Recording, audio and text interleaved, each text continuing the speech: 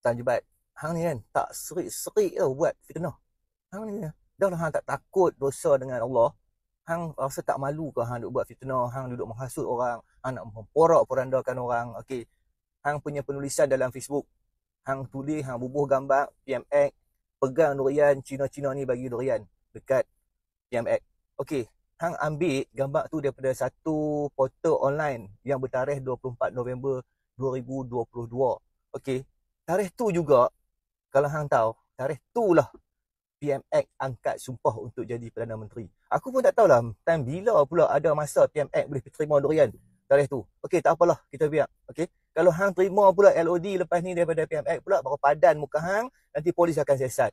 Hang tak ada kerja lain ke Tan Jebat? Hang kerja nak fitnah. Bila orang kata hang fitnah, walaupun kata dak, hang ni pejuang bangsa, pejuang agama, pejuang bangsa, kepala otak apa kalau macam ni. Okey, hang kata tak ambil tindakan, polis dah tahan dah. Tunggu, bersabarlah. Proses undang-undang ni bukanlah macam hang, bini hang buat kuih cok kodok.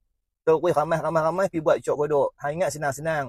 Okey, tanah tu yang hang kata ceroboh ni, aku tak tahulah ceroboh ke tak. Aku rasa-rasa Cina-Cina ni bukan bodoh tau, suka-suka nak pergi ceroboh tanah, tanam durian kalau tak ada orang bagi kebenaran.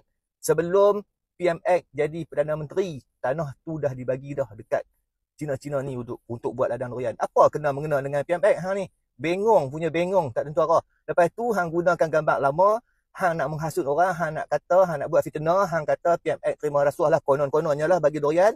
Jadi tak ambil tindakan dekat Cina-Cina yang menceroboh ladang durian tu, tanah rizab kah, rizab hutan kah, aku pun tak pastilah yang tu. Tapi yang pasti dia ladang durian tu konon-kononnya tak sah lah.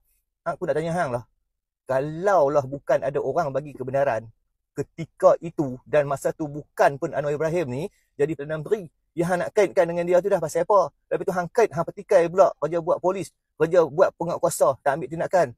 Hang tu yang buta kot. Orang dah tahan dah beberapa individu dan ramai lagi. Hang tak perlulah ambil tahu benda tu semua. Biarlah pihak berkuasa yang ambil tindakan. Ni hang ni memandai-mandai sangat ni pasal apa ni weh? Tan Jebat, hang ni tak serik-serik. Besok hang kena lagi, hang dapat lagi LOD, hang nak buat muka kesian, hang nak raise simpati. Yang walaupun pun bodoh, duk pergi percaya, duk pergi kesian dekat hang. Bengongnya Tan Jebat.